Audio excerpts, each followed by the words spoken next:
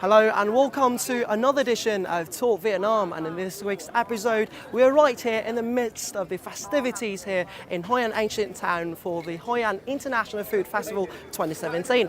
And our guest for this week's episode is no one else but a heavyweight. It is the president of the World Association of Chefs Societies himself, Thomas Gugler. So with no further ado, let's follow his journey in Vietnam.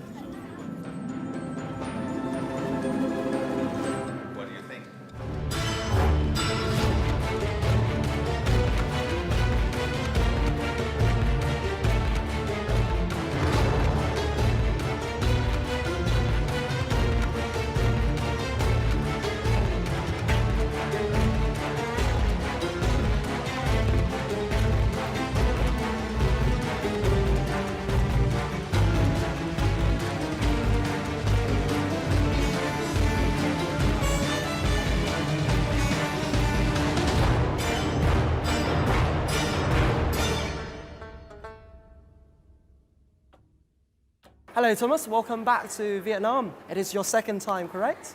Thank you very much. Yes, it's the second time and it's amazing like usual. Fantastic. So what has made you want to come back here this year? I mean, last year when I was here, it was for me one of the most best experiences I had in my entire career of the chef's world going around the globe, because the hospitality was outstanding, superb. The food was world class, simple but so super yummy, tasty. And the people was so nice that I said, you fall in love with it, and it was really wow, so I had to come back. And what do you think is so different about this year? How do you feel to be here again? First of all, we have a lot of new chefs with us. Last year it was on a smaller spectrum than this year.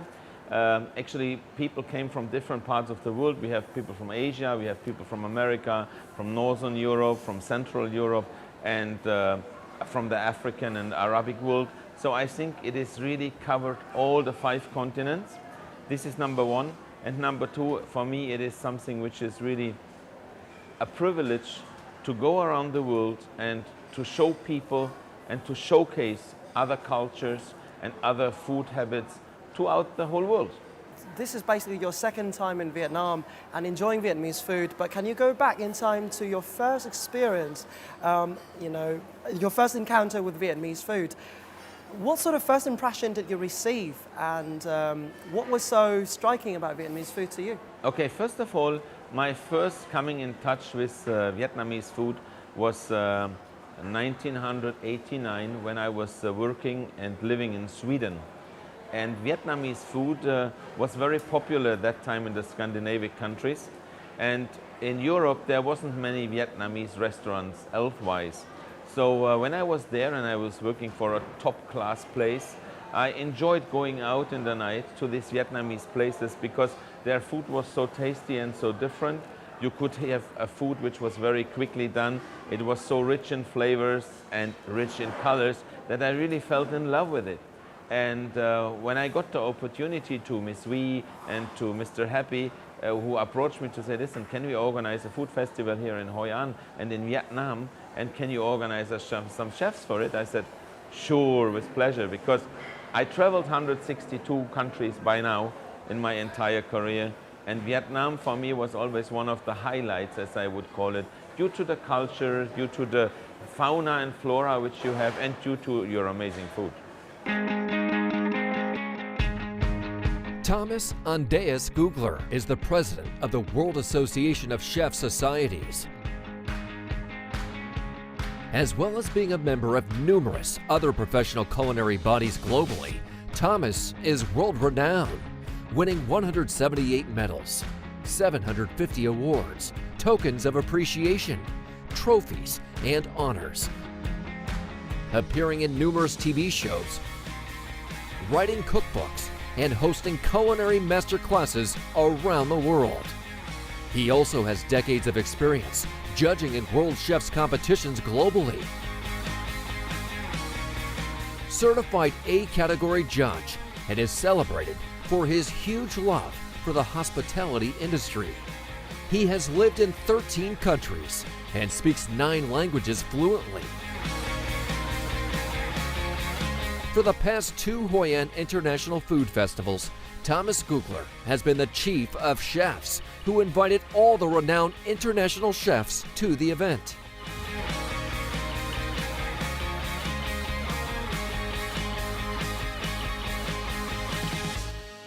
So with your help, this event has actually managed to get 12 international chefs to come over here to Hoi An.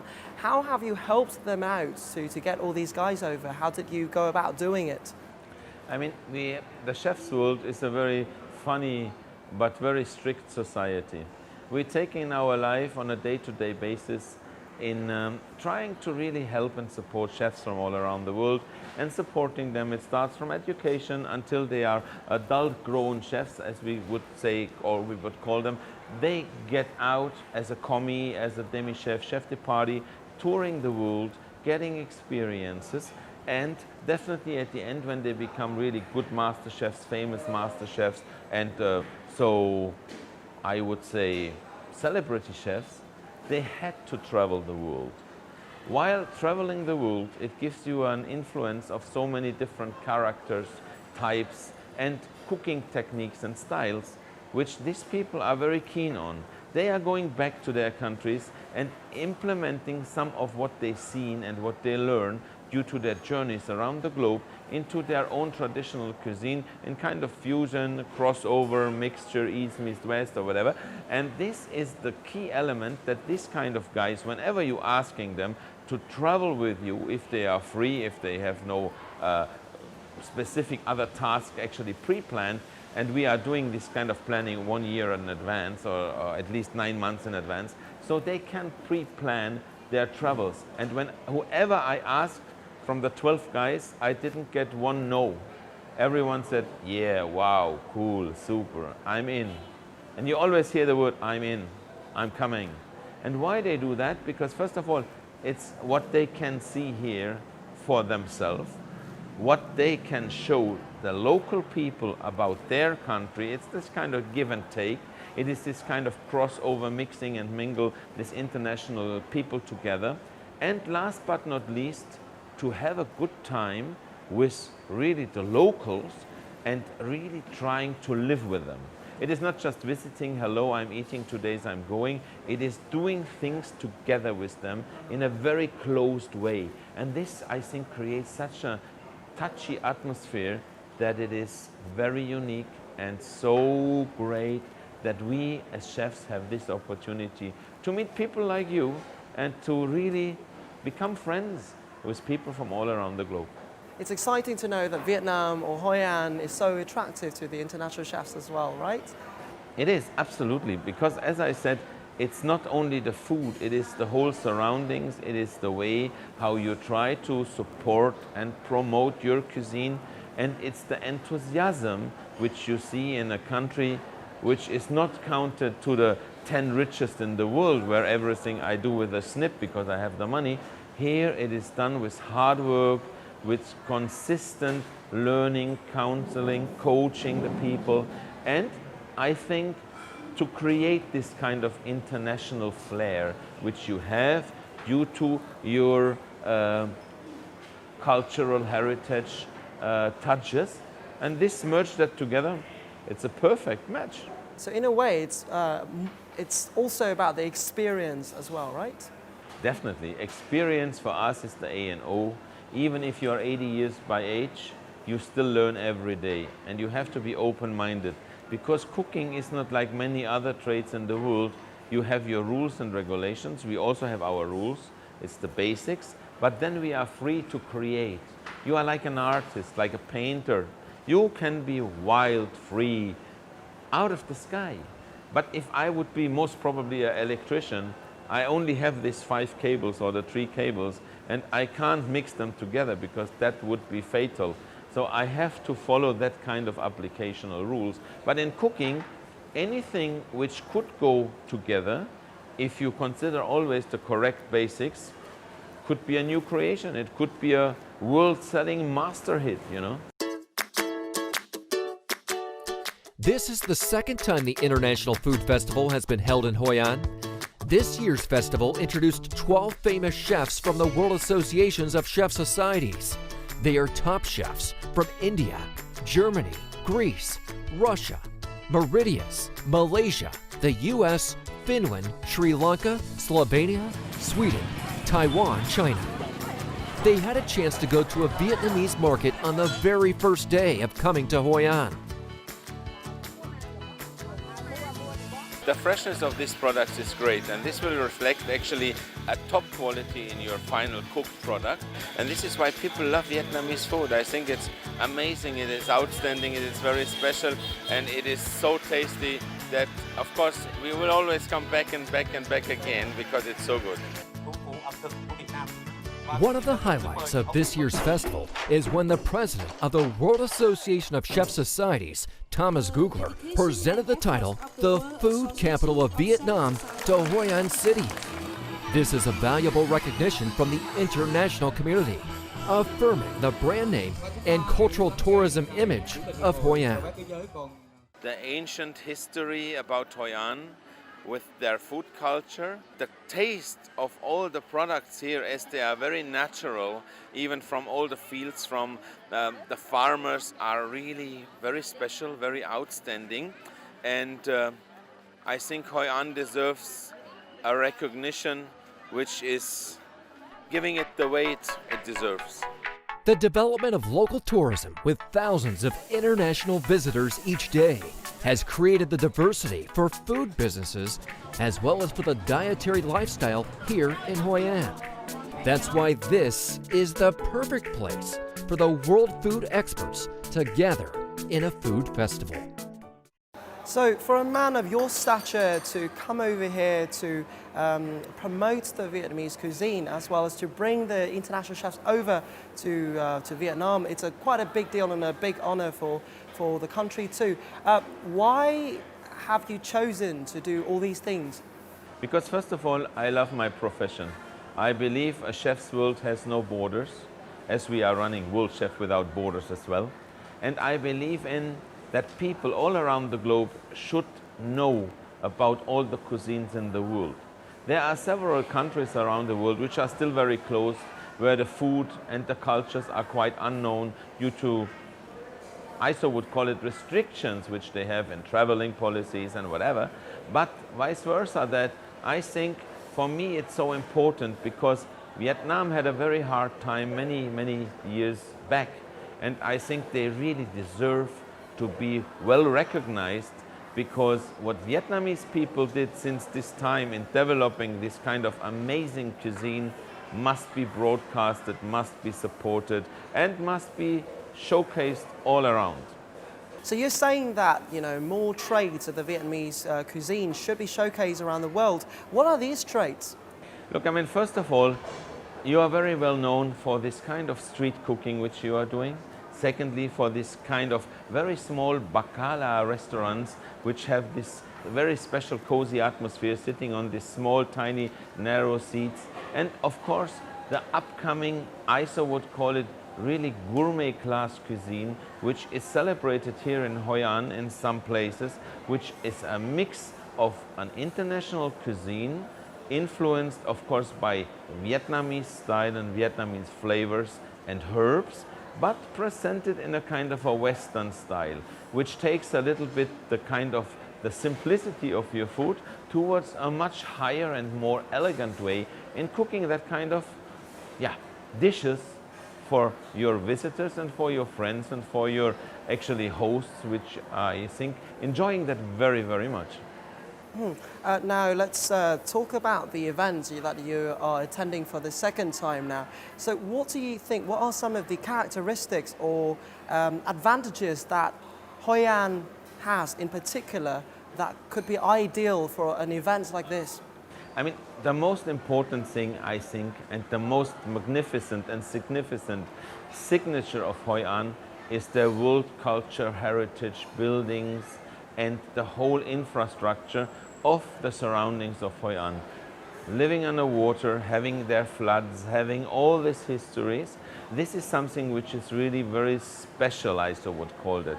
The second thing is how the people living here and how they are celebrating food. If you go out in Hoi An, you see every night it's packed, it's crowded.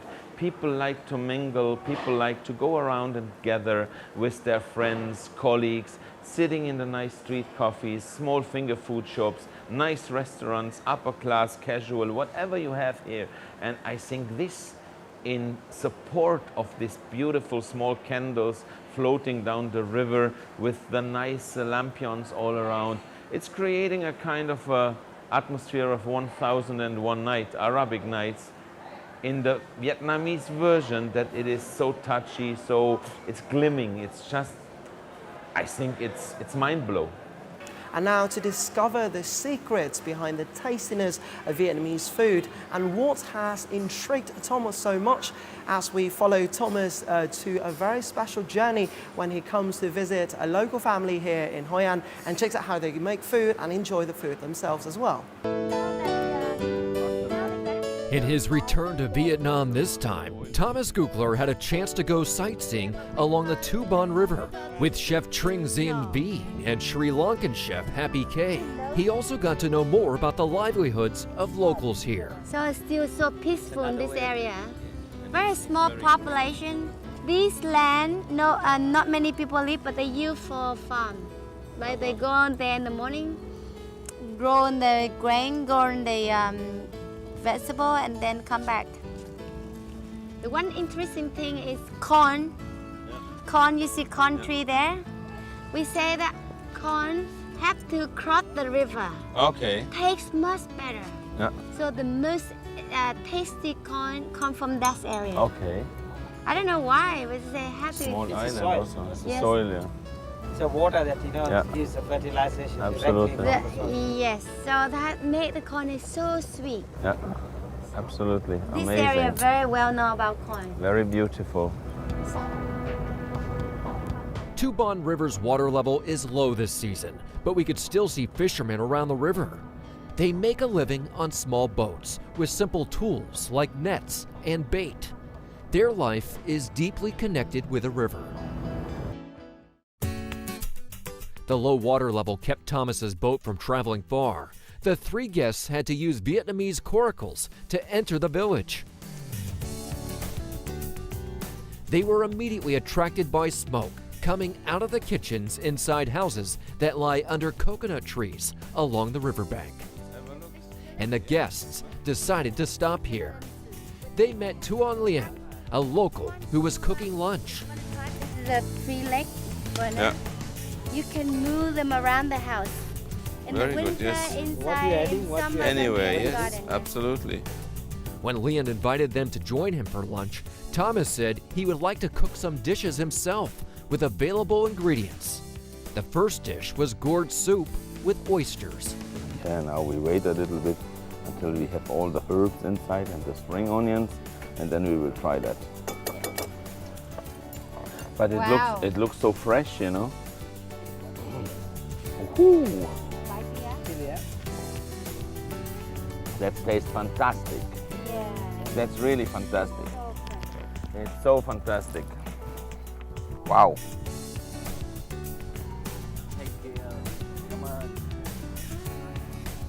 You're gonna get one fish. Let's You wanna take the one? first one. This is how they preserve the seafood. All the all the food here. Whatever Is the no leftover refrigerator. after Yes. you cut Take a knife. Take a The knife. best way is dry. Okay. Let's see what we have here now. Let's see Um, for some ingredients Yeah. Go and have a what we look. can find. You think it's enough to cook? Yeah. Whatever you want.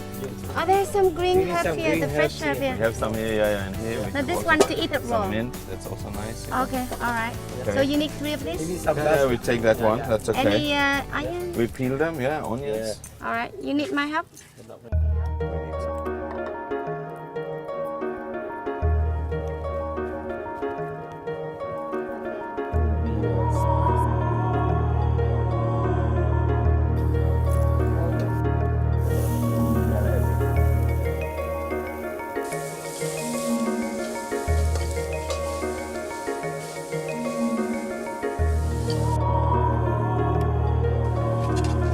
Oh, look at that. You see, just dried fish, 3 Okay. minutes to With just some basic spices, the famous chef quickly finished simmered dried fish, which amazed the host himself. How do you do it? All your magic ingredients from Vietnam around the Fresh, Hoi An beautiful, series. beautiful fish flavor. Something very, very tasty. We have to. But I love the soup. Very amazing. So different, huh? It's really yummy. Mình cũng chuẩn bị nấu 1-2 món cho bác để dùng thử. Nhưng sau đó những cái món mà nó đang có sẵn và bác sẽ sử dụng những cái nguyên liệu thật sự nó không đầy đủ lắm. Riêng về một cái đầu bếp chuyên nghiệp như vậy là nó không đầy đủ lắm. Mà mình rất là bất ngờ khi bác làm tạo thành một cái món ăn rất là đặc biệt. Cũng như ngày xưa thì con cá khô thì mình chỉ đem nướng và làm những cái món khác thôi. Nhưng bác này những cái tỏi hành bác cái một cái nguyên liệu đơn giản mà bác làm một cái món ăn rất là tuyệt vời. Đối với người Việt và đặc biệt là người miền Trung mà thấy cá khô thì làm gì? Đem nướng sau hạt ngâm cho mềm xong nướng hạt chiên, ăn với nước mắm. Còn ổng lại pha thêm kết hợp những cái nguyên liệu mà cũng rất là địa phương, hành, tỏi, ớt rồi những cái rau thơm, nấu sao qua tạo ra một cái khí vị hoàn toàn khác mà chưa bao giờ mình, đặc biệt là mình người làm bếp địa phương mình ít có nghĩ tới. Đó là cái tài nghệ của những cái người làm bếp ngồi là ở một cái đẳng cấp đó.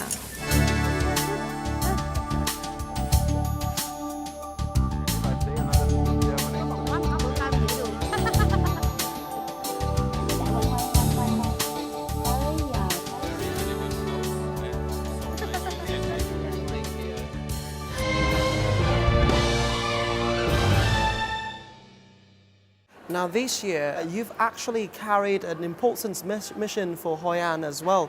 Can you share with us what may that be? I mean, first of all, one of the most important things what we are carrying is to carry the food culture with all these international chefs towards the Global World Association of Chef Societies, which we are having between 10 to 12 million members in the moment.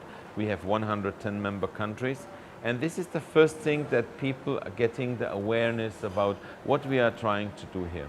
The second thing, definitely, it is to get Hoi An as a community broadcasted and involved in the production of food festivals and food cultural heritage events, which will be the next step after we are doing this kind of food Hoi An festivals.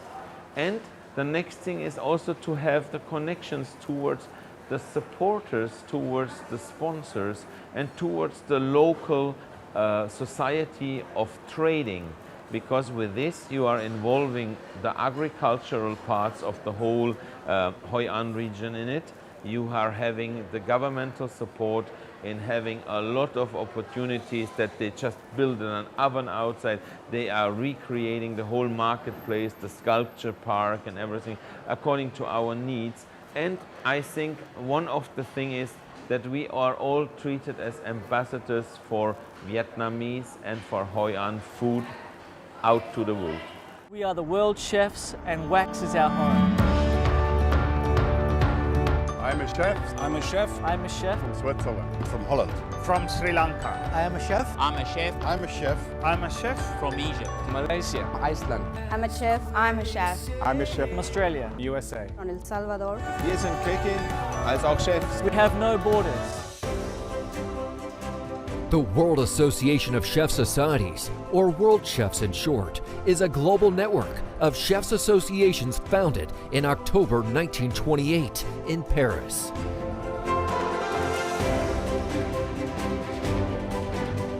At that first Congress, there were 65 delegates from 17 countries, representing 36 national and international associations.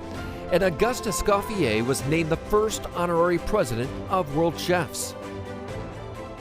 Today, this global body has more than 100 official chefs associations as members, representing 12 million professional chefs worldwide.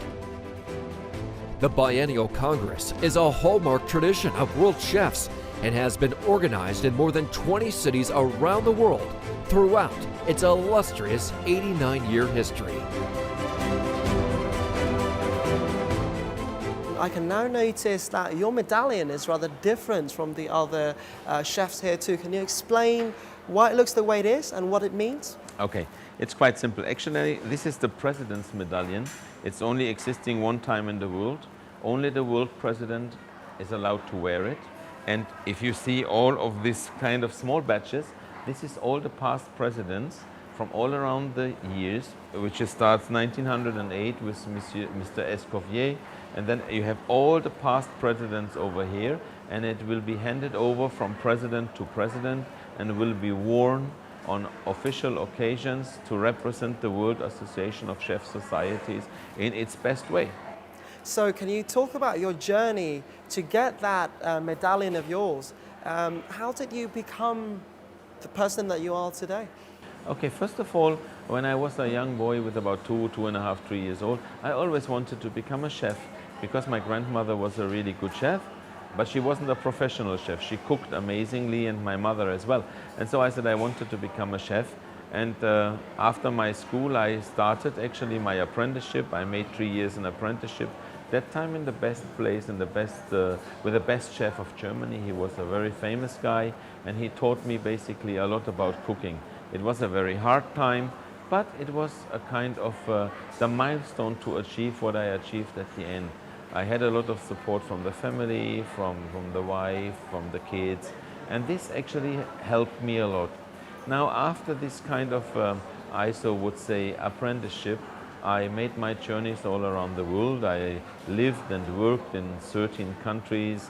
I started in Sweden. We was running one of the best restaurants in the world, and especially about Scandinavia. From there we went to Spain, to Fuerteventura. I went into the club business, which means all-inclusive clubs on the top high end. From there I was going into spa places, into 5, 6, 7-star hotels. And then finally it brought me around the world, and I ended up, after many, many years of my journey, as an executive master chef. I have a master degree. I ended up in Saudi Arabia.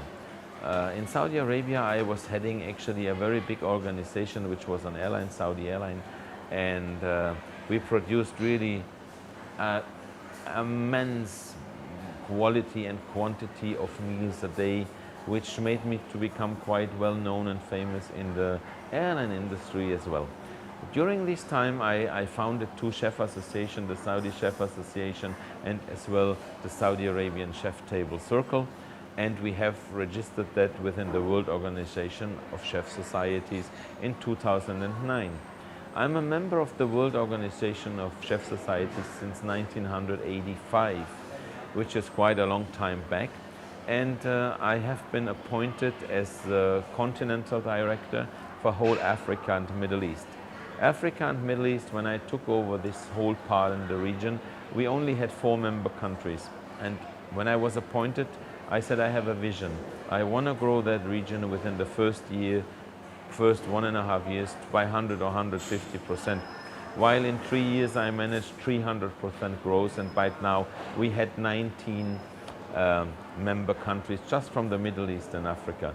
Because I emphasized a lot of time, I really worked very hard for that, and a lot of my dedication went into actually getting this kind of countries approved. I was the coach of the German national youth cooking team, participated many times in the Olympics. We was very successful. Germany actually was winning the culinary Olympics twice with the junior team, and the entire structure behind the whole thing was always for me further enhancing young, talented and interested chefs, and to support the chefs world all around the world. We went to a charity event many years back, and one of my guys and one of my friends, all these kind of chefs, crazy chefs which I brought here, said, "Why are you not running as a president?" I said, no. Listen, you brought me already into this position to become a continental director, and now you want me to run as a president. Yeah, they said, but you have the time, you have the knowledge, and you have the money for it, and you can organize your kind of travels according to your needs, and you are the ideal candidate. I wasn't 100% convinced about that, but I said, okay, if I do that, okay, let's try it, but I don't want to just try it. If I will do my utmost best. And then finally last year we came actually to the new elections. It's always for 4 years to become the world president. And you have, regardless of the volume of members you have in a country, every country around the world, which is 110 countries, have one vote only. If you have 10 chefs as members or 1 million chefs as members, it's only one vote. So it means you have to have 51% to win. And we was 3 candidates. And lucky me, with the support of a lot of good chefs and colleagues and friends from all around the globe, I become the new world president in September in Greece.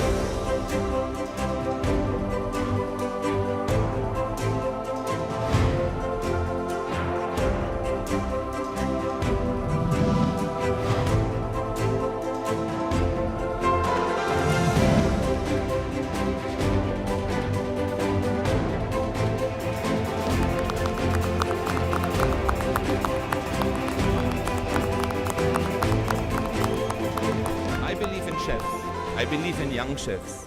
We want to have an involvement of all chefs in all ages, from the apprentice, culinary icons, exchange of know-how, setting trends, and working on establishment culinary centers for education and tutoring all around the world, which is one of the main aims of our society. Know-how. I believe only together we can shine.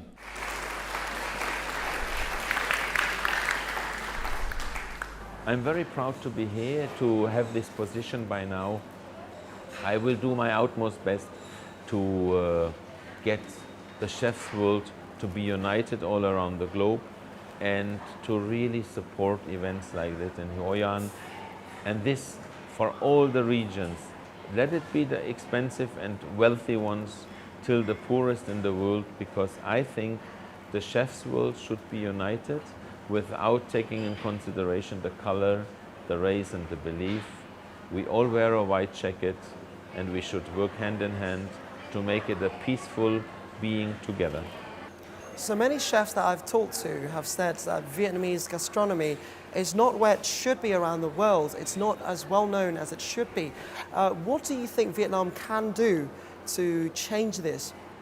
Look, first of all, you have to have some very good campaigns running, because you are talking about Hoi An, you're talking about the world cultural heritage, you're not talking much about food, because I think sometimes Vietnamese people was a little bit shy of their food, because what they used to cook the food wasn't that kind of, I would call it AAA tenderloin, or it wasn't actually the sole or the sea pike or whatever, this high-end quality products.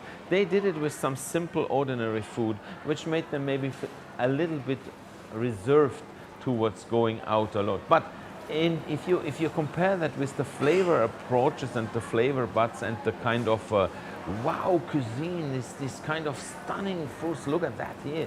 You have so many nice products here. You don't have to be shy at all. Promote it in a proper way. You have us world chefs, us chefs from all around the world, which are conveying this message now to our colleagues. We are supporting that, and for myself, for example, I will open a kind of a concept like Miss V is doing here in Saudi Arabia. So at the opening ceremony of this year's festival, you mentioned that you would be dedicated to promoting Vietnamese cuisine as well. What do you think you could do in the future to support Vietnamese cuisine? I mean, definitely what we have the opportunity. There is a lot of social media available right now where we as a world organization can really talk about Vietnamese cuisine. We can have our workshops around the world where real specialized Vietnamese chefs are representing Vietnam as their ambassadors. You should have some cultural ambassadors which have special jackets here, ambassador of the food of Vietnam, and sending them around the globe. You can do that with governmental support. And we from the World Association, for example, are very open-minded that we can give you the contacts also to get this kind of qualified Vietnamese chefs to do workshops all around the world within the World Organization associated country partners.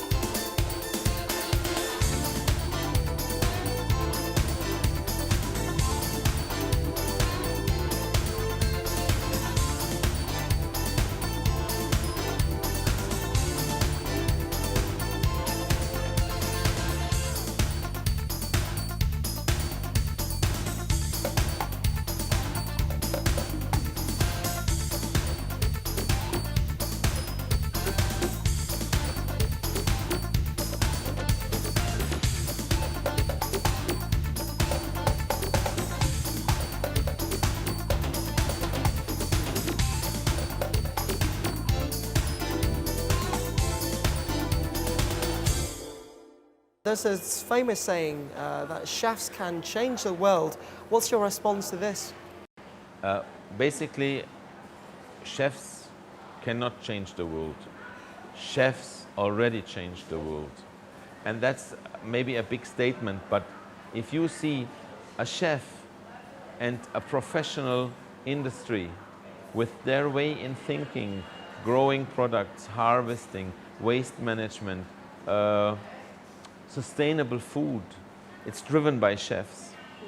Because we, with our millions of members, if we decide not to have, for example, we would say no tuna on a plate, because tuna will be associated with dolphins. Dolphins are caught the same way like a tuna. It could be one of the steps in helping a species to survive while it's in threat. Big word with tuna. There are smaller things which is important, you know. That you say, for example, help the local societies if products are really in danger, species are in danger, banning them from using them for a special time frame until it has been regrown or until it has been recovered from the threatening. And this is what we had, and we all know about.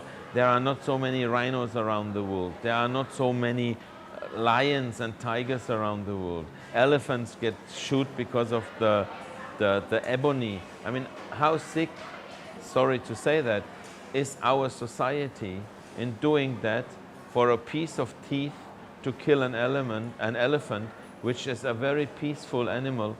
And if the market is not buying that stuff anymore, it will be stopped, this kind of, I so would call it, inappropriate hunting of animals in danger. Okay, so what does the future hold for you?